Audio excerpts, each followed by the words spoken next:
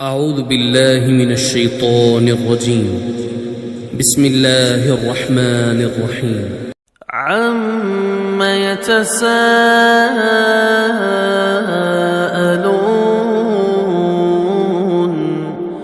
عن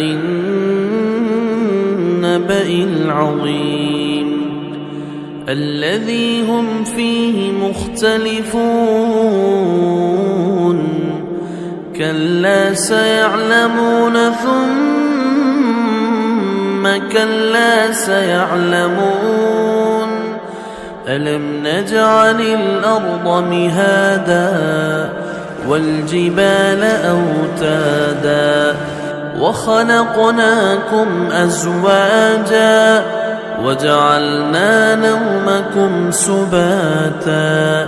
وجعلنا الليل لباسا وجعلنا النهار معاشا وبنينا فوقكم سبعا شدادا وجعلنا سراجا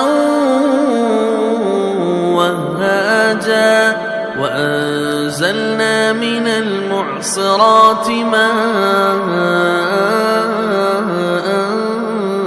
ثجاجا لنخرج به حبا ونباتا وجنات ألفافا إن يوم الفصل كان ميقاتا يوم ينفخ في الصور فتأتون أفواجا وفتحت السماء فكانت أبوابا وسيرت الجبال فكانت سرابا إن جهنم كانت مرصادا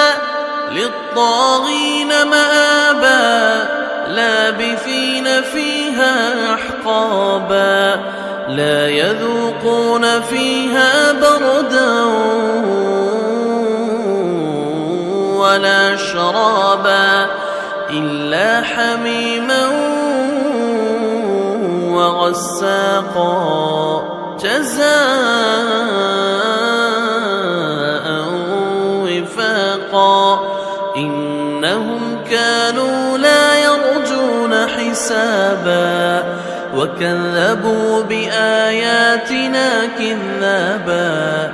وكل شيء أحصيناه كتابا فذوقوا فلن نزيدكم إلا عذابا إن للمتقين مفازا حدائق وأعنابا وكواعب ترابا وكأسا دهاقا لا يسمعون فيها لغوا ولا كذابا جزاء من ربك عطاء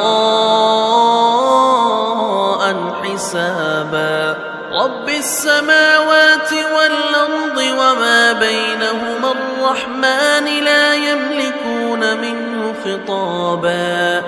يوم يقوم الروح والملائكة صفا لا يتكلمون إلا من أذن له الرحمن وقال صوابا ذلك اليوم الحق فمن شاء اتخذ إلى ربه مآبا إنا أنذرناكم عذابا قريبا يوم ينظر المرء ما قدمت يداه ويقول